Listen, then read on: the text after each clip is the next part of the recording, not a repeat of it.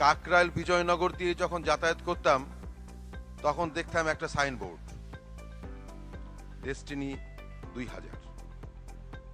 কিছু তরুণ, কিছু স্বপ্ন দেখা মুখকে আমি ওখানে ঘোরাঘুরি করতে দেখতাম, চলাচল করতে দেখতাম, একসাথে দাঁড়িয়ে আলাপ করতে দেখতাম। কিন্তু আমার ধারণা কোনোদিন হয়নি যে কাকরাইলের দেখা সেই একটি সাইনবোর্ড আজকে সারা বাংলাদেশ জুড়ে বিশাল সাইনবোর্ড হয়ে গেছে।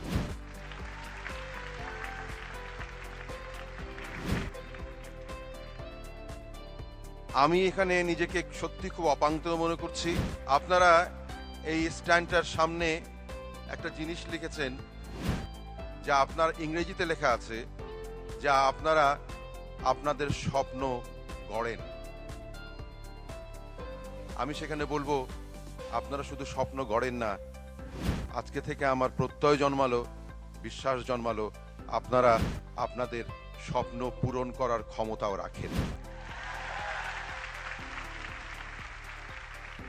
আমি আপনাদের কথা এখানে বক্তব্য শুনতে শুনতে এবং রফিকুল আমিন সাহেবের পাশে বসে কথা বলতে বলতে যেটা বুঝলাম, যে কাজটি সারা বিশ্বে, বিশেষ করে সমাজতান্ত্রিক বিশ্বে সম্ভব হয়নি, একটি কমিউন তৈরি করা, যে কাজটি করতে গিয়ে সোশ্যালিজম ব্যর্থ হয়ে গেছে, বলতে গেলে মুখ থুবড়ে পড়ে গেছে, সেই বিশাল এবং বিরাট কর্তব্যের কাজটি ডেস্টিনি গ্রুপ করছে।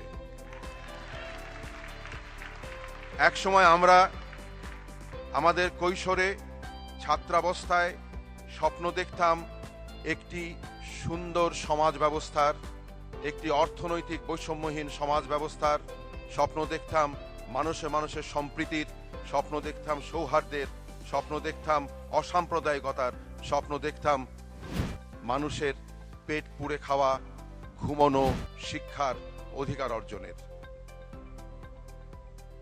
আপনারা জানেন যে মাত্র 37-38 বছর আগে বাংলাদেশে একটা যুদ্ধ হয়েছিল। সেই যুদ্ধটি হচ্ছে 7.5 কোটি মানুষের মুক্তির যুদ্ধ, আমরা যাকে বলি মহান মুক্তিযুদ্ধ। সেই যুদ্ধ আমরা করেছিলাম বাংলাদেশকে শুধু একটি স্বাধীন ভূখণ্ড দেবার জন্য নয়, একটি লাল সবুজ পতাকা দেবার জন্য নয়, একটি জাতীয় সঙ্গীত দেওয়ার জন্য নয়। আমরা সেই যুদ্ধটি করেছিলাম শোষণহীন সমাজ ব্যবস্থার জন্য, একটি সুন্দর সমাজ গঠনের জন্য, অর্থনৈতিক মুক্তির জন্য। এই অর্থনৈতিক মুক্তিটা যারা অর্থনীতি বিজ্ঞানী, যারা অর্থনীতি বিশারদ, যারা অর্থনীতির প্রথিতযশা অর্থনীতিবিদ, তারা অনেক রকম ব্যাখ্যা দেন, অনেক রকম বিশ্লেষণ করেন, অনেক রকম তত্ত্ব কথা নিয়ে আসেন। কিন্তু আমার মতন একটি সাধারণ লোকের কাছে, এবং আপনারা যারা এখানে এসেছেন সবাই সাধারণ থেকে অসাধারণ হয়েছেন, আমি ততটা অসাধারণ হতে পারিনি, আমার মতো সাধারণ লোকের কাছে এই অর্থনৈতিক বিশ্বাস, অর্থনৈতিক মুক্তির সংজ্ঞাটা ছিল অত্যন্ত সাধারণ। সেটি হচ্ছে পেট পুড়ে খাওয়ার মুক্তি, খাওয়ার ক্ষমতা, সেটি হচ্ছে একটি শিক্ষা ব্যবস্থার নিশ্চয়তা, সেটি হচ্ছে আমার সুন্দর স্বাস্থ্যের নিশ্চয়তা, সেটি হচ্ছে আমার পরবর্তী বংশধরদের সুন্দর করে জীবন ধারণের নিশ্চয়তা।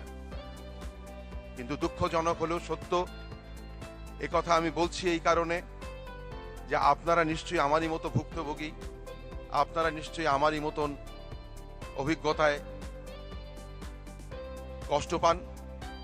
সেটি হচ্ছে গত 37 বছর ধরে আমি আমার সেই অর্থনৈতিক মুক্তির সংজ্ঞা, চেহারা, প্রত্যাশা পূরণ করবার অধিকার পাইনি, সামর্থ্য হয়নি। আজকে এই মঞ্চে দাঁড়িয়ে আমি বলতে বাধ্য হচ্ছি যে আমাদের রাজনৈতিক পর্যায়ের ব্যর্থতা, আমাদের রাষ্ট্র ক্ষমতা চালানোর ব্যর্থতা, ভ্রান্তি, লুটপাট, রাষ্ট্রীয় সম্পদের লুটপাট এবং দেশপ্রেমহীনতা, এই সব মিলিয়ে, এবং সততা, যে কথা বারবার এই মঞ্চ থেকে বলা হয়েছে, এই সব মিলিয়ে গত 37 বছরে আমাদের সেই স্বপ্ন পূরণের প্রত্যাশাকে ব্যর্থ করা হয়েছে। পাশাপাশি এই যে যখন আজকে আপনাদের কাছে এসে দাঁড়ালাম, ডেস্টিনির কথা শুনলাম, ডেস্টিনির ভবিষ্যৎ পরিকল্পনার কথা শুনলাম, যদিও এগুলোকে অনেক সময় স্বপ্ন ভাবতে ইচ্ছা করে, অনেক সময়